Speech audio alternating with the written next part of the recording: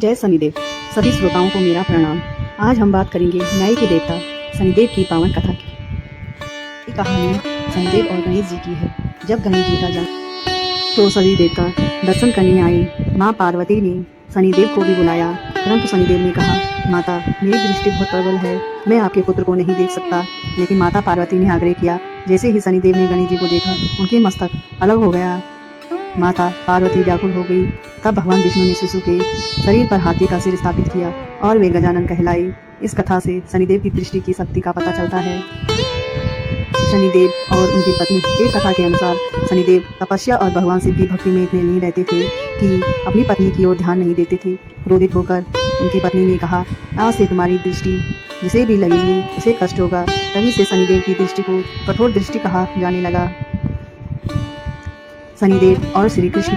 महाभारत काल में जब युद्ध होना था तो शनिदेव ने दुर्योधन का साथ देना चाहा। श्री कृष्ण ने सोचा कि यदि दुर्योधन के पक्ष में हो गए तो अन्याय बढ़ेगा। तब उन्होंने शनिदेव को अपनी लीला से मोहित किया और उन्हें न्याय का महत्व समझाया। इसके बाद शनिदेव ने वचन दिया कि वे सदैव केवल कर्म और न्याय के अनुसार ही फल देंगे, किसी के प्रति पक्षपात नहीं करेंगे। शनिदेव और उनके भाई यमराज। शनिदेव और यमराज दोनों सूर्यदेव के पुत्र हैं। यमराज मृत्यु के बाद कर्मों का फल देते हैं और शनि जीवित रहते हुए भी, इसलिए उन्हें जीवितों के न्यायाधीश कहा जाता है। विशेष बात, शनिदेव की कृपा से व्यक्ति को परिश्रम का पूरा फल मिलता है। जो लोग मेहनती, ईमानदार और सच्चाई के मार्ग पर चलते हैं, उनके लिए शनिदेव भाग्यवर्धक बन जाते हैं। आपको शनिदेव की पूजा और आराधना करनी चाहिए, जिससे उनकी कृपा बनी रहे। शनिदेव भगवान को न्याय का देवता, कर्मों का फल देने वाला माना जाता है।